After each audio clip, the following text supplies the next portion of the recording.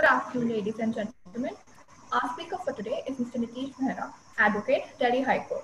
Sir started his journey in law in 2008 and has been practicing criminal law for the past 10 years. Sir is one of the law researchers at the Delhi High Court and practices in almost all the courts around Delhi. Some of his notable cases include the Baby Falak case and the Samjhauta Blast case, of which he remains in close association. Today, Sir will be giving us an insight into the taboo topic of marital rape while explaining to us the legal ramifications it entails. Over to you, sir. Thank you, Kansha, for the wonderful introduction which you have given for me. I know the today's topic is of very much importance and it's absolutely a taboo in Indian society. The topic which I have taken today for speaking is marital rape. And to my experience so far, the marital rape has not been developed in our country as far as the judicial side is concerned, or it contains to the penal provisions. So, living in the 21st century and talking about prevention of marital rape is still an issue of concern.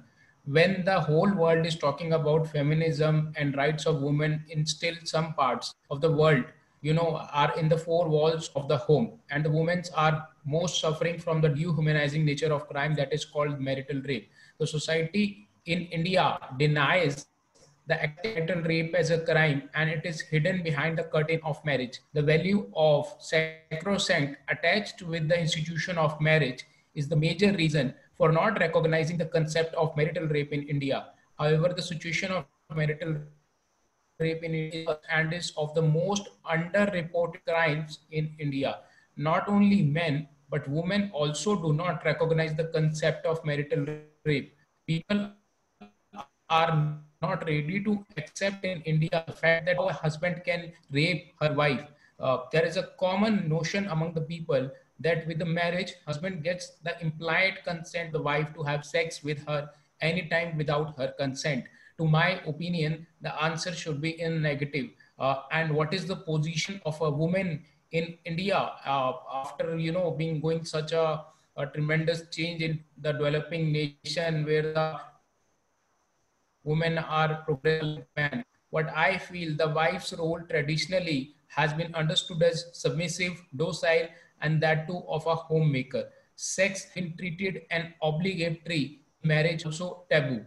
At least the discussion openly of it considered to be a taboo in India now also. Hence, the awareness remains dismal. Economic independence, a dream for many Indian women, still is an undeniably important factor for being heard and respected. With the women being fed the bitter medicine of being good wives to quietly serve and not to wash dirty linen in public, even counseling remains inaccessible. So, my today's topic would be revolving around this term marital rape and how it's been evolved in India over a period of time, and what the legislature has done so far, and what is the judicial side has also noted about this.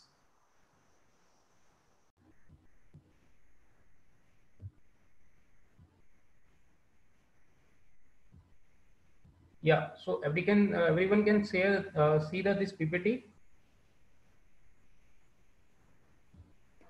Yes, sir. So yes, I think everyone can hear me now. Yes, sir. So yes, sorry for this technical thing, and I'm just starting with the same. So this first screen, it clearly says that marital rape and what you need to know. The first was the introduction which I just gave you, and I don't think that I need to stay on this page anymore. So I would be directly going to the second page, that what is called marital rape. So marital rape is known as the forced sexual intercourse by a husband on wife without her consent. Use of force, threat, or both, indeed a kind of sexual abuse. Plight of married women subjected to forced sexual intercourse. Consent regarded as implied by fact of marriage. Actual willingness of women is ignored. Unfair and unjust on women tied up in abuse matrimonies. The husbands easily get away with the rape, and it is not rape under law. So this the next slide which you see is very important, which we make it is like marital rape is still a rape. So why this point has been taken here, that in India, you know, the what is marriage is considered. A marriage is considered as a bond of trust and that of affection. A husband is exercising a sexual superiority over the wife, and by getting it on demand and through any means possible. It's not part of the institution. Surprisingly, this is not as yet in any law book in India. So if we understand that in India, not any book of law permit this marital rape to be as a permission to the husbands. You know, now the main part which comes is like, what is the consent? So the argument such as husband has a right over his wife's sexuality derail the whole conversation around the consent and sexual assault. It links sexual assault to honor and takes it away from what it essentially is, a violent violation of consent. So in totality, the underlying assumption behind not criminalizing marital rape is that woman does not lose her honor if her husband has intercourse with her. But rape is not about izzat, it is about understanding that a woman can say no to intercourse with anyone at any time, and that no has to be respected. So, you know, this word has very important role to play. So now proving rape by a spouse can often lead to very difficult. We know and we understand that there cannot be, you know, such evidence which can be available easily to perform or to say that there was a rape, because the victim did not give her consent. While this can be fairly straightforward to prove, in the case of stranger rape, married couples usually have consensual intercourse, so it can take evidence of marital discord or separation to show that sexual activity was not consensual. Marital rape at that time had blurred definition, but with the pressure of second wave feminism, the fog upon the offense started disperse. Consent plays an important role on various levels in the case of marital rape. There can be different kinds of forceful intercourse upon a wife, and a degree of consent would differ in such situations. You know, so the last part in the orange which we have given is that consent is not assumed, implied, coerced, or convinced. So all these words together forms the consent part. So now if you see this slide, you know, that has been very interestingly made, and there has been some pictures which has been brought out to show that what is marital rape. So where a husband, you know, he's just aggressing upon a wife to say what means no. So her no has to be respected. The word consent is the manifestation of one's actual will to do any act. Will, on the other hand, is the mere desire to do an act. Therefore, any person who engages in sexual intercourse with another person with will and no consent becomes liable and held guilty for committing sexual offense. So forced sex is not acceptable irrespective of the relationship. Marriage is no excuse. So the topic on which we are speaking today is says that, you know, it's not an excuse. So now what are the types of marital rape we have? So first is the battering rape. So in this, the women face sexual as well as the physical violence. Some of the victims of this rape suffer a mental breakdown or are battered. Majority of the victims are like fall under this category because, you know, the word battering, you know, it's in its literal meaning means, you know, any kind of a violence while having an intercourse with the other partner. Force only. This, if the husband uses force which sufficient enough to coerce the wife, this assault usually occur when woman has refused to have sexual intercourse. Obsessive rape. This type of assault is usually considered as sadistic in nature. It involves uses of tortures, techniques along with sexual acts which are physically violent. Now, what is the legal position in India? Of course, we all are aware of the fact that in India, marital rape is not an offense. Despite amendments, law commissions, and new legislations, one of the most humiliating and debilitating acts is not an offense in India. A look at the options a woman has to protect herself in marriage tells us that legislations have been non-existent, obscure, everything has been just dependent on the interpretation by the courts. And in India, marital rape is de facto and not de jure. The Supreme Court has also adopted a traditional approach of not accepting criminalization of marital rape after Parliament said that country is not ready to accept the marital rape as offense. Even after thousands of amendments in criminal justice system in India, there is one loophole in laws related to marital rape on which still there has not been a concrete thing which has come. So now what is the position of law? Now, if we see Section 375 defines rape and Section 376 of IPC, these two provisions lays down the offense of rape. Section 375 clearly states that sexual intercourse with his wife, the wife not being under the age of 18 years, is not an offense. For this, I will tell you that there was an amendment in 2013 by law, by virtue of which this age was raised from 16 to 18.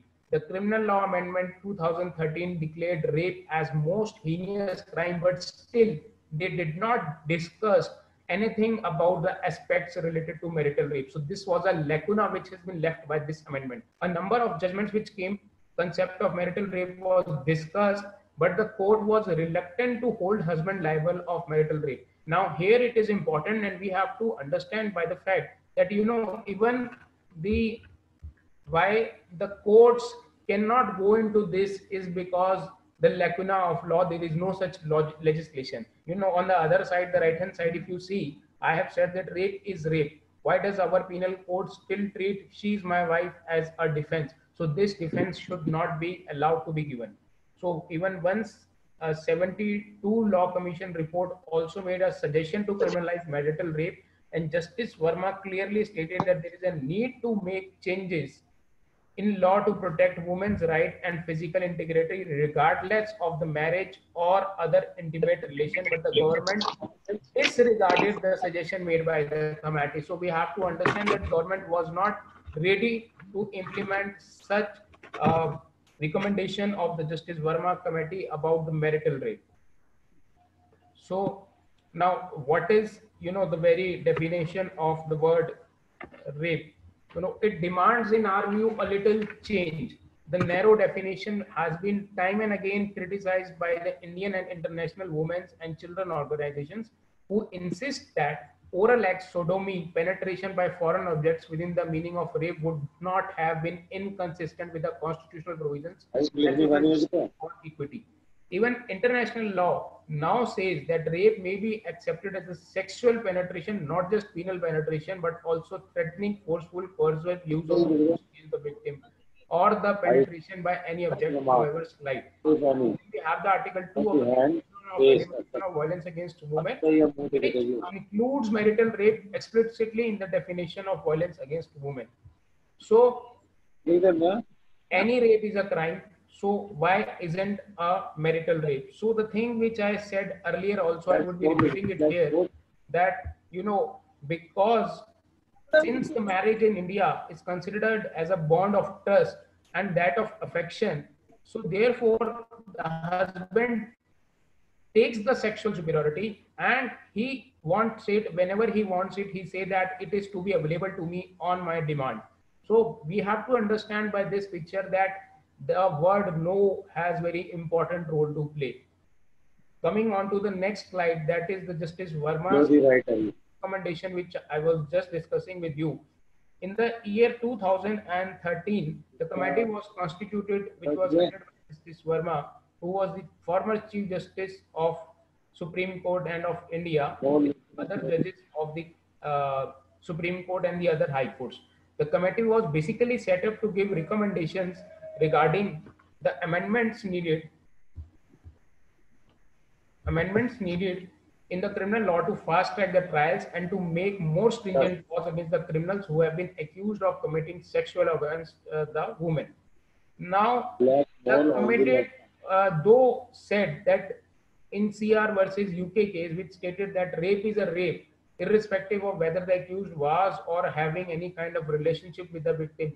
So it was at that point of time, we should have, or the legislature or the parliament should have gone into the recommendation that what does actually Justice Verma committee wanted to tell. So basically they wanted to tell that even if the husband is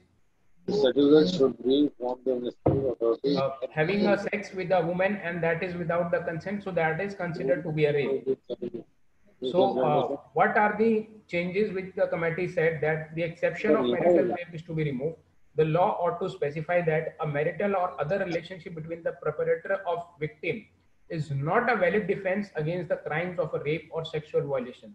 The relationship between the accused and the complainant consented to the sexual activity. The fact that accused and victim are married or in other intimate relationship may not be regarded as a mitigating factor justifying यहाँ lower तो क्या sentence है in for कि rape. यहाँ तो है municipal Uh, corporation को होना चाहिए या लोकल पंचायत को.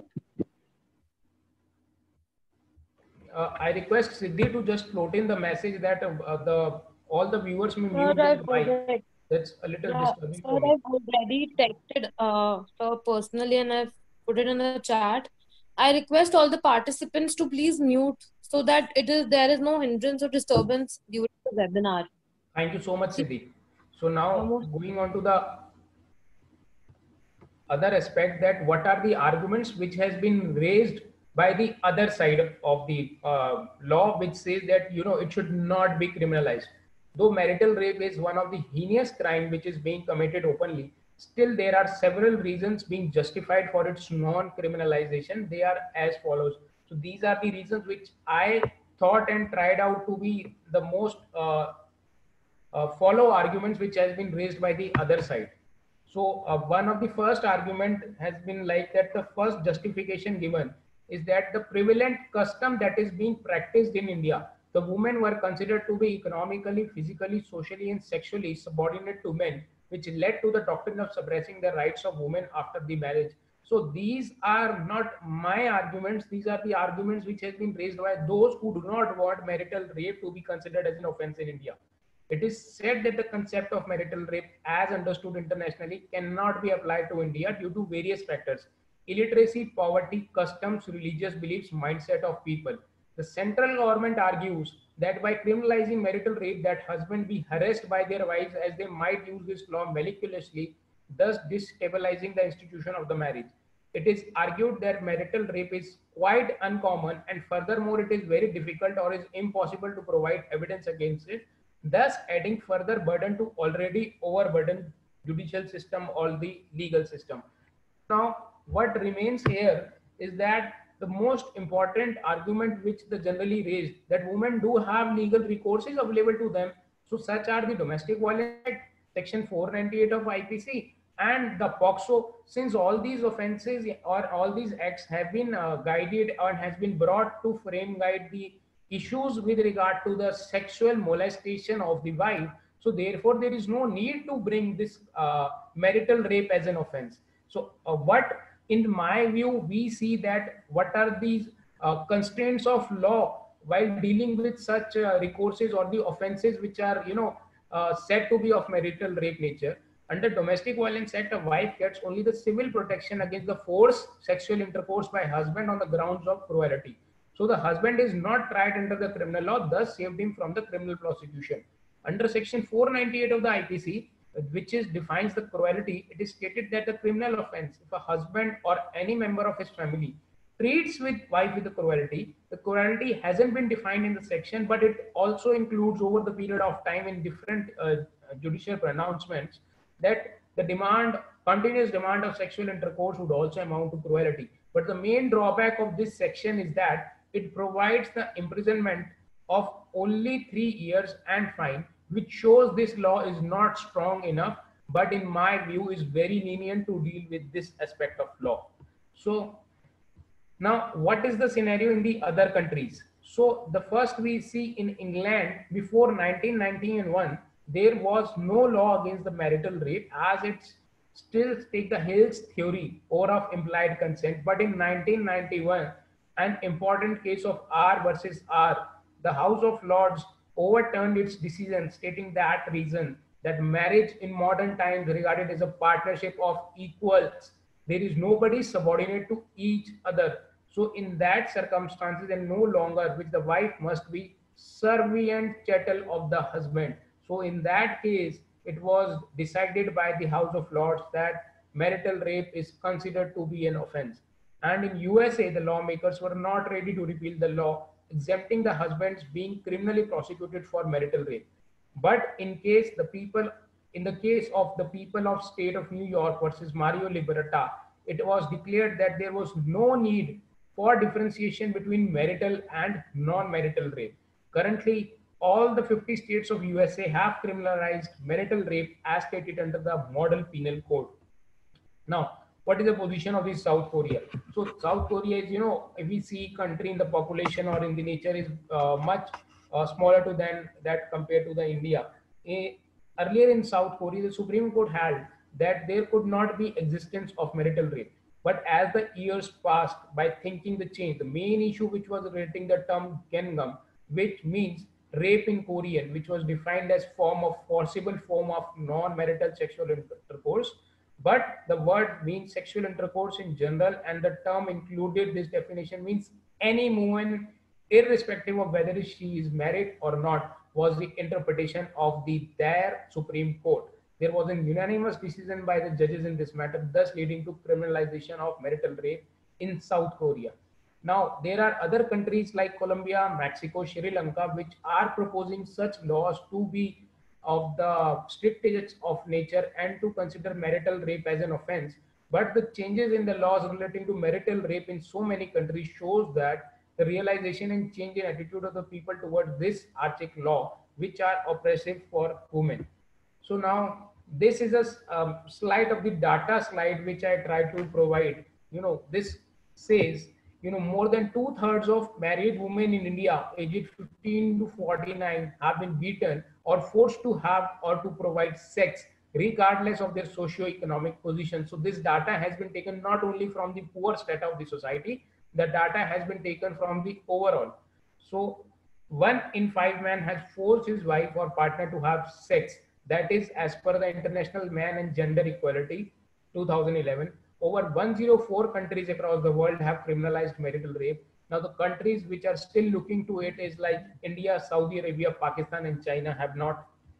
So now coming to the major judgments, why this was important to bring in here, that at any point of time in India, have we been able to deal with this aspect of law? Many of you having with the question of this respect, that whether the Indian courts have dealt with marital rape or there was a situation before them, and if at all there was a situation before them with regard to the allegation of a marital rape, then how and in what manner they have tried to bring it within the four corners of interpretation of judicial side. Now let us see. This is the one of the latest judgments which I am quoting, that is Nimesh Bhai Bharat Bhai Desai versus State of Gujarat 2019. I didn't got the citation, but I will try to look at it. But if you guys will go through any of the site, you will find out this judgment. This is a very recent judgment, and which was held in Gujarat 2019, that deal with an important question of law, that whether forcing a wife to indulge in sex without consent would amount to rape punishable under section 376 of IPC, whether there is any concept of marital rape. Now you see that if we see directly from the point of view of considering the marital rape as an offense or not, so this judgment has got an opportunity to deal with this subject. So the bench expressed his views and stated that a woman in this country can protect her life and liberty, but not her body within marriage. The bench is of the opinion that husband cannot be permitted to violate the dignity by coercing wife to engage in sexual act without her full and free consent. But there comes the important part. Due to the lacuna in laws related to the marital rape, the court in this case gave a decision that the husband is not liable under section 376, as marital rape is not covered under this section. So the husband got the benefit of not having this section under the penal law, and the husband was acquitted in this case. So now we have another judgment that is prior to the judgment of Nimesh Bhai Bharat Bhai, that is Independent Thought versus Union of India, decided in 2017. This was again a landmark judgment, stated that they are not dealing with the marital rape of a wife above 18 years of the age. Somehow when the question even reaches to the highest benches or to the judges that to decide whether the question of marital rape or not, at that point of time, the courts clearly make a distinction in deciding that matter, that we are clearly dealing with the subject not with regard to the above 18 years of age of women. But the view of the court made in the marital rape of a girl child can also be looked upon in a case of marital rape of a girl above 18 years of age. The court said the statement that marital rape of a girl child has the potential of destroying the institution of marriage cannot be accepted. Nothing can destroy the institution of marriage except a statute that makes marriage illegal and punishable. A divorce may destroy a marriage, but it does not destroy the institution of marriage. Now you have this very interesting judgment, I say. Shri Kumar versus Pierli Karun. It's a Kerala High Court judgment. And in this case, Kerala High Court has dealt for the offence under Section 376A and held IPC won't be applicable as the spouse is not living separately from her husband under a declaration of partition or under any custom or use, regardless of the possibility that she is liable to sex by the better half without wanting to and without her assent. For these circumstances, the spouse was subjected to sex without her will by her husband when she went to live respectively with her husband for 2 days as a result of arrangement of separation measures which was going ahead between the two parties. Subsequently, the spouse was held not liable for raping his wife, however he had done as such. So now, why I was saying this case is interesting. You analyze a situation where a counselor in a marital discord or in matrimonial cases, as we first go and see in the matrimonial dispute, these counselors are there and they direct and supervise the relationship between both of them, and then they in a way try to just build a little of a pressure that you may go and try to settle it and get out of this discord. So in such situation, I think the in present case also the same has arisen, and that led to woman to go and stay with the husband, and where the husband against the will of the woman had tried to intercourse, not tried, he had the intercourse with the woman, and the woman thus thereafter alleged that to be rape, but the position of law being the such that it is not available in the Penal Code of India. So the benefit was given to the husband and he was acquitted.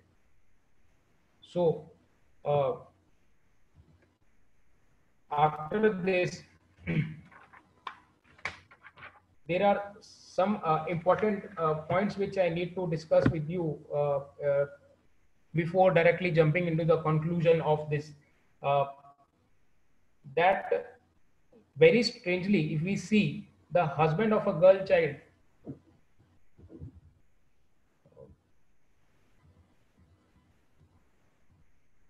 so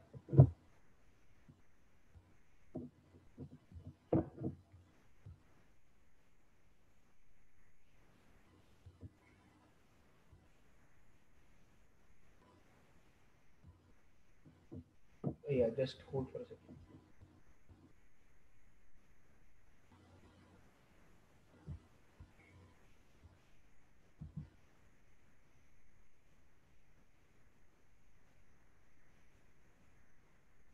Yeah.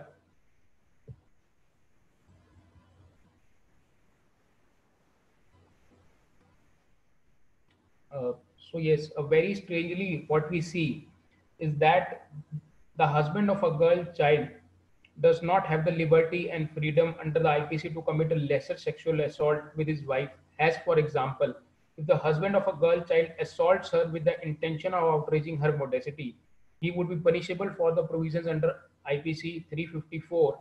In other words, the IPC permits a man to have non-consensual sexual intercourse with his wife if she is between 15 to 18 years of the age, but not to molest her. So that's, you know, very aggravating situation in hand we have. This leads to an analogous and astounding situation where the husband can be charged with lesser offenses, but not with the more serious offense of rape. This is extremely problematic in the researcher's point of view and should be dealt with adequately. You know, finally, the Katrina of judgments which has been delivered on this point, where though the court has acquitted the husbands, but they uniformly built out one principle, that the right to life as envisaged under Article 21 of the Constitution of India is not merely a right to live of an animal existence, but the right to live within human dignity. In the case of a minor girl child, good health would mean her right to develop a healthy woman. In my view, as far as this case is concerned, this court is not creating any offense, but is only removing what was unconstitutional and offenses by the words and the manner they were trying to dispose of the case. So this was a limited issue which was before the court, and the decision is empathetic that nothing in it should be extended to marital rape in general. The court found in favor of the petitioner, holding that marital rape exemption should only cover cases where the woman is 18 years or older. So now straight away coming to the conclusion part, now what we see and personally feel that now the time has arisen in India or the Indian legislature also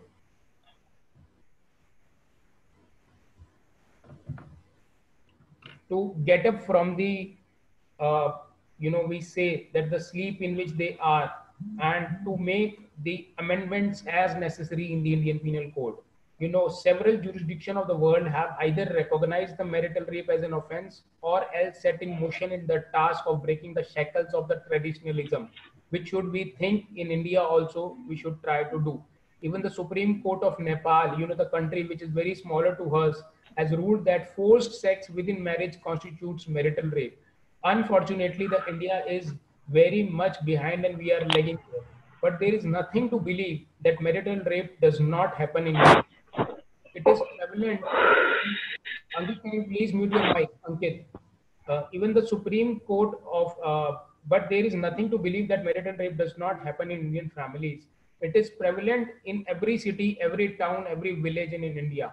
And if we see these COVID-19 times, why I am speaking and taking the COVID-19 situation, because that has led to much increase of commission of marital rapes in India. It has happening in our very neighborhoods. The only difference is that we have turned a blind eye to the issue. The lawmakers must realize that if the sanctity of the constitution is to be maintained, the dignity and honor of the woman fall must be vindicated. The fundamental duty of every citizen in India to denounce practice derogatory to the dignity of women as well as the value and preserve the rich heritage of our composite culture is the pointer to very fact. Now, coming further, the existing patriarchal society which we have, that we have to understand that in India we have a patriarchal society. Everybody would have, I believe that every one of you has watched the movie Pink, and the word no has been dealt by the then performing actor Amitabh Bachchan in a manner to be defending like this word no has to be respected. Woman's nature, a woman's culture, a woman's dress, or any kind of that thing, maybe, I'm going a little wide from the subject of today's. This word no has to be respected. So, also the masses should be educated regarding the seriousness of rape as a crime and the main objective behind the criminalization of marital rape, so as to remove the existence of the myth regarding marital that is existing in our country. Today, the condition of women in the country also plays an important factor while we considering the progress of country in making, where we are saying that wives or the female part of ours are going equally hand to hand, feet to feet in everywhere. So it is important for the lawmakers of the country to open their eyes and take step towards the criminalization of marital rape in the country and allow the married woman to live with a life with assurance that she will be protected throughout. So thereafter, I would be taking to you another conclusion which I try to draw out from this whole is that, this is the last slide which generally comes in the rape cases. So we also try to bring it. This was what has been said by Justice Krishna Iyer in one of his judgments while he was dealing with the brutest of the rape case. A murderer kills the body, but the rapist kills the soul. So that's the message we want to give to the society, that what the rape does. So now coming to the last concluding part, it is appalling to note that even after being aware of all these statistics, studies which are available with us, reviews and the judgments considering women. Either we have not been able to come out with effective rules and regulations which our legislature should do it, or have undoubtedly we have been failed to put them in the effect. Even for the sake of an argument, we take today that we have today Domestic Violence Act, we have today this Indian Penal Code 498A, we have today this POXO Act, we have the special courts, but in the entirety, none of it is been dealing with a situation where the wife has been forced to perform sex with the husband. So our constitution, which basically promotes the gender equality, has not criminalized the case of marital rape, is a surprising factor which we see. Thus, the same is the biggest irony of our country. A woman can protect her right to life and liberty, but with the all folded hands, I am saying she is not having a right to protect her body within the marriage, which is just ironical, and raise the eyebrows over very feminists to the constitution and the lawmakers. Women so far has had recourse only to the section 498A of the IPC dealing with cruelty to protect themselves against the perverse sexual conduct by the husband. But where is the standard of measure or interpretation of the courts of perversion or unnatural, the definition within intimate spousal relations? These all have been led with a question mark. Is the excessive demand for sex perverse? Is again a question mark. Isn't a consent sine qua non for performing sex still a question mark? And is marriage really a license to rape the wife? Is again a question mark, which has not been dealt in any of the judgments till date, since the legislature do not provide it. So there is no answer to all of these above. But because the judiciary has also been remained silent, because due to inefficacy of the development of law by the legislature in this regard and our lawmakers. With this, I would like to thanks you all to listen to this pervert topic of marital rape, which in my view, I try to conceptualize and concise within the four corners as to what has been happening in India, what has been happening in the world, what are the situations we have in the hand. There is a lot of illiteracy in India, which leads to the factor and the commission of sexual acts forcefully on a wife, and all those lead to commission of marital rape. So now the question still remains of the fact that the legislatures has to sit at patiently, and after we say this pandemic is there as of today, they have to sit on and they have to really look into that whether we need some amendment in 375 or 376, whereby the age of 15 has been increased to 18, but they have not gone beyond the part of having the consent of a wife in performing the sex. With this, I am concluding. Over to you, Siddhi. If any questions are there, I am ready for those. Yes, sir. We have a couple of questions along with some opinions in our chat box. So, sir, first question is by Shivani Ghosh. She says, what is the stand of Indian legislation with regard to the present scenario in criminalizing marital rape? I think आपने वो answer already कर दिया है. That होना चाहिए, but अभी नहीं हुआ है.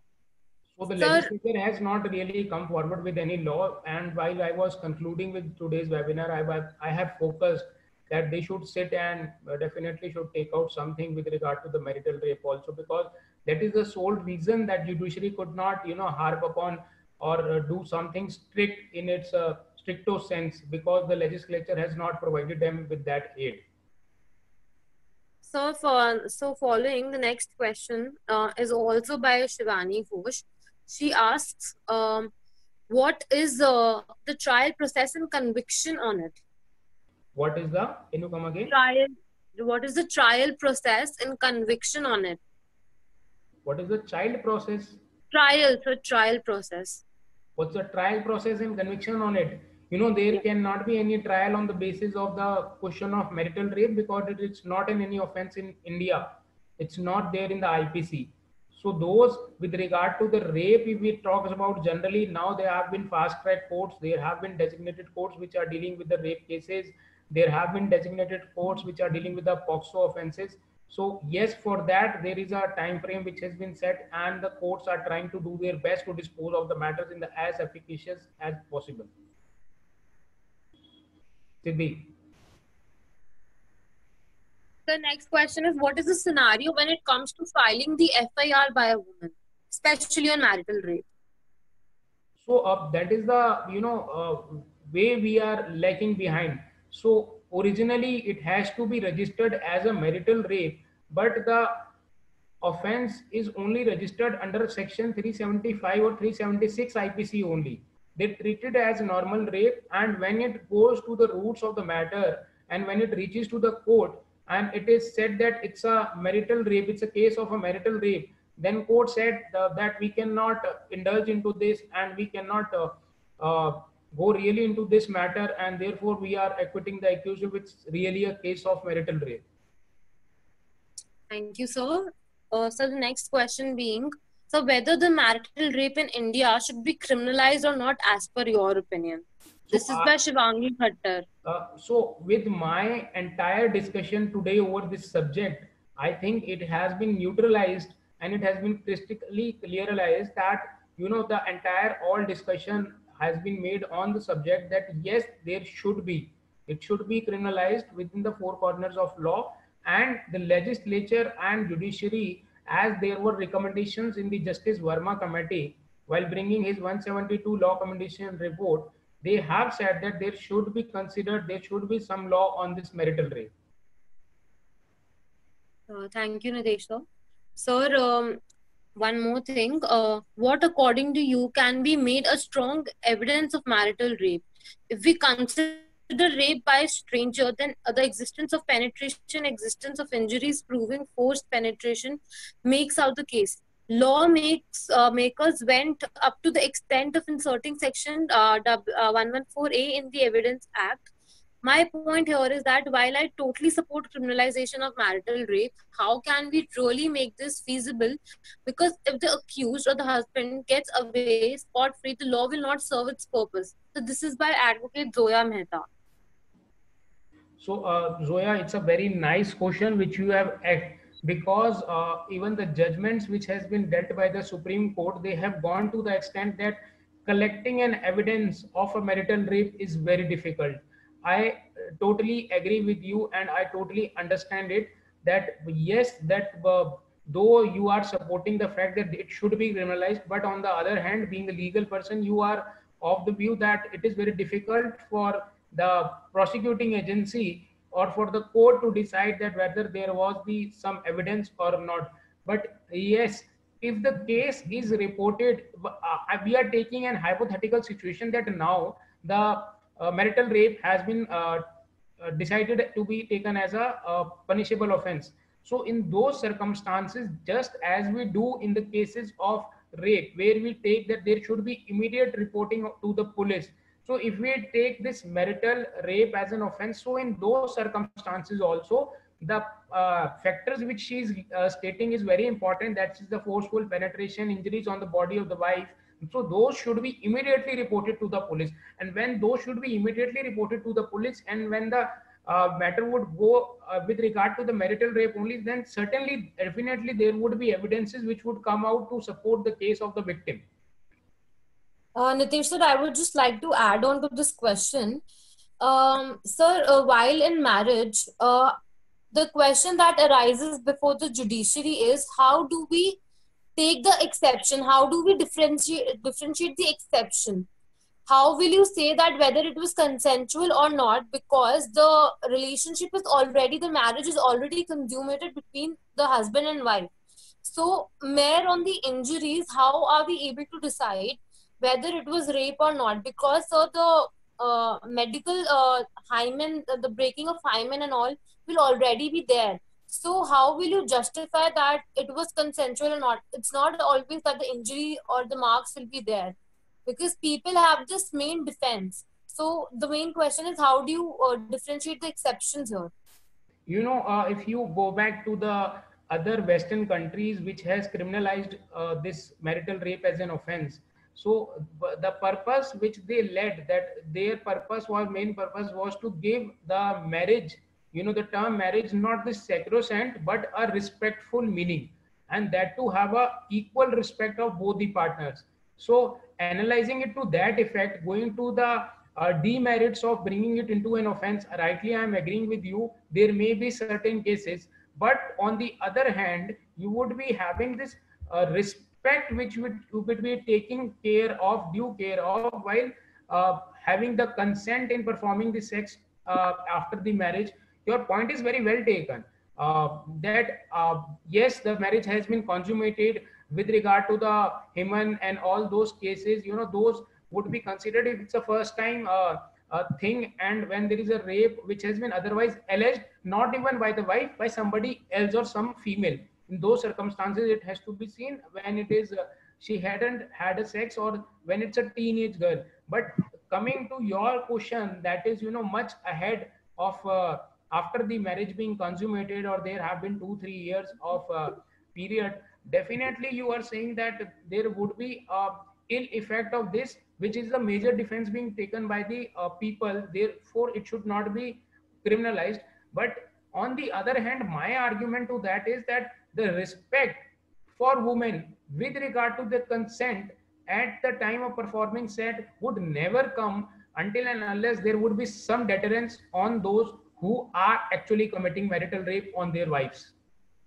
Nitesh, actually, my point wasn't that I don't want it to I don't want it to like, I am not happy with the situation. I don't want it to remain decriminalized. I would want it. My point being here is that a no can always be a no. Or matlab, it can be at any stage of marriage. No doubt, maybe the wife has consummated the marriage willingly at some point, but maybe 10 years down the line and 25 years down the line, she does not want to have that intimacy at that point of time. So no will be respected at that point of time.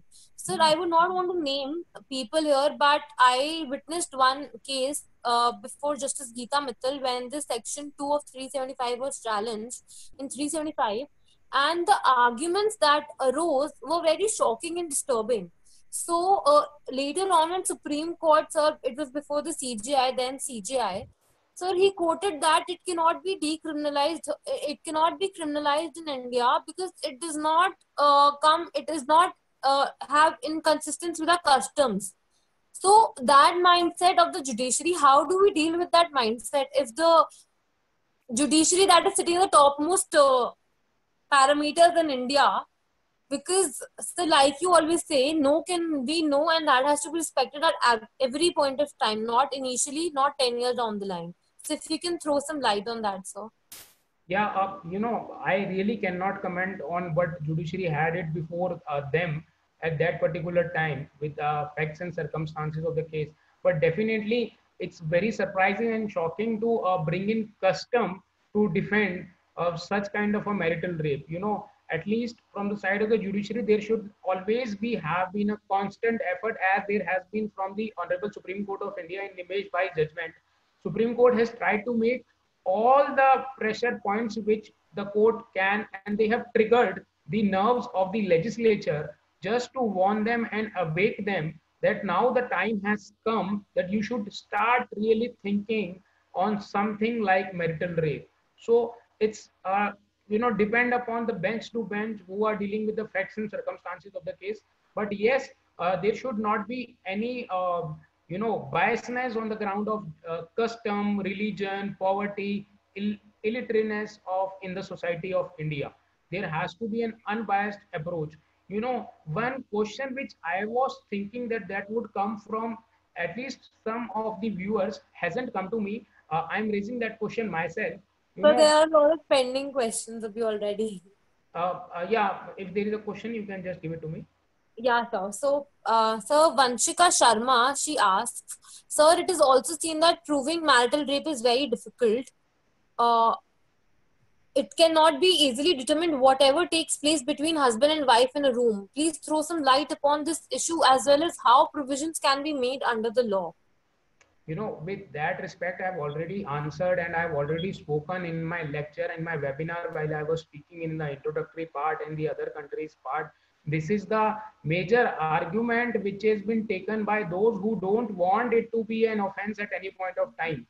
So unless and until this patriarchal society of ours would start thinking in a way to respect and regard the woman's no, be at be that the age of 18, or may that be after the age of 25 years of the marriage. So until and unless that respect and regard would come from the inside, the arguments like this, to defend for not implementing marital rape would again and again arise.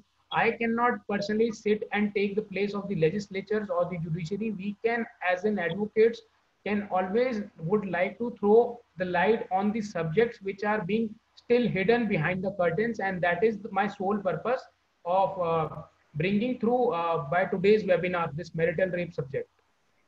So the next question is by Mr. Amit Kumar. How can we prove marital rape? How can we prove marital rape?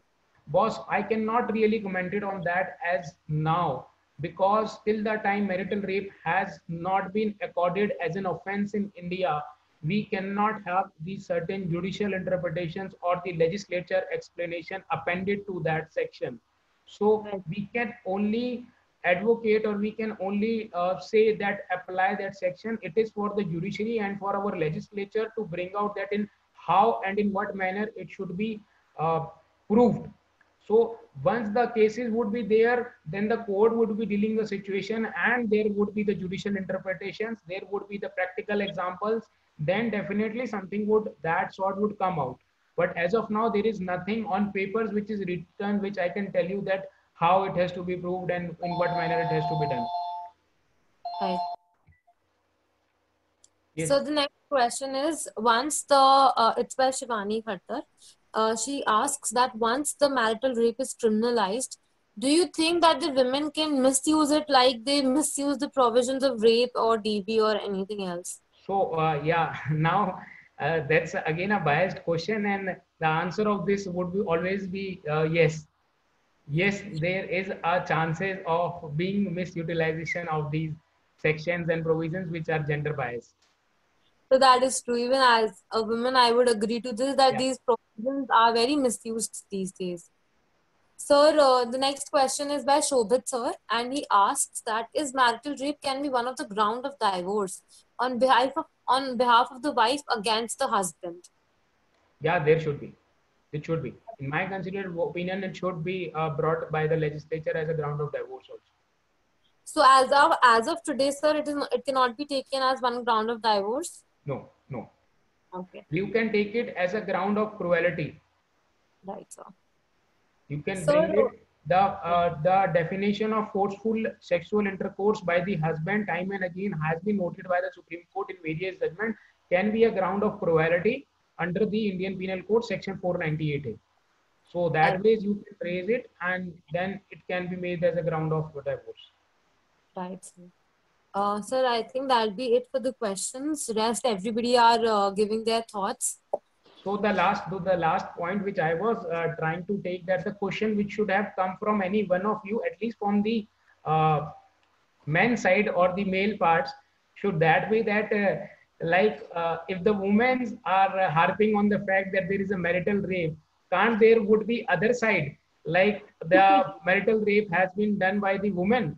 So for that I have prepared in myself, I prepared a very good answer that yes, to that extent the answer is no, because section 375 rape has given the meaning interpretation aid that is in the favor of the woman. The legislature's intention was to make it a gender biased offense, that is when a man performs a sexual intercourse without the consent of a woman, either forcefully or without the will, then it amounts to rape. So because rape's definition has been formulated in such a way that it is gender biased, so naturally the term marital rape would also be an added part of the section 375, but it would not be something going beyond that and giving a right to the husband also to say that it is marital rape.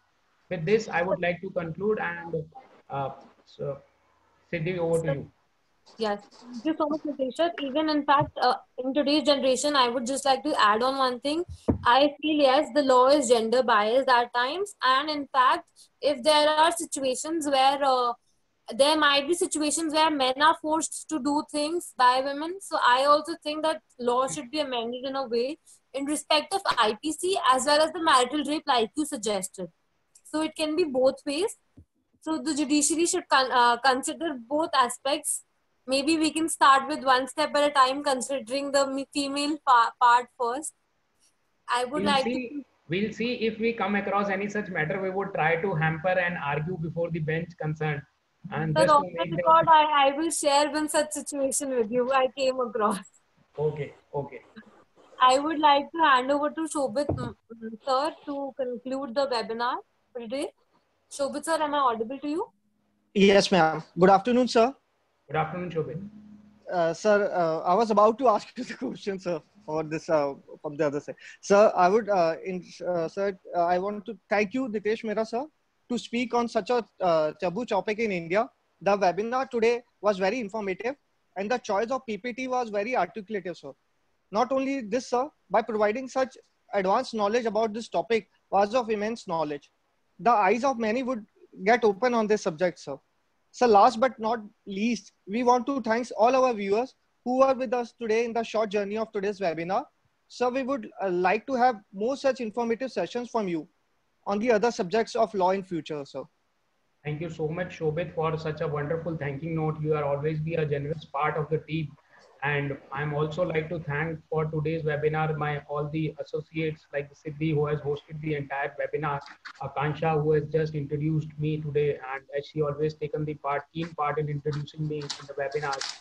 And we also, I also like to thank today Anjali who has prepared this PPT for me. She had worked very hard day and night for making this PPT, and my other law interns, Khushi and Pihavi, who has also worked tirelessly to give me this and to give me a chance to speak on such a taboo topic with such all broad principles which has been enunciated by the law and entire world. With this, I would like to thank all of you and thank you to all the viewers. Thank you so Thank you, much. sir. Thank you, sir.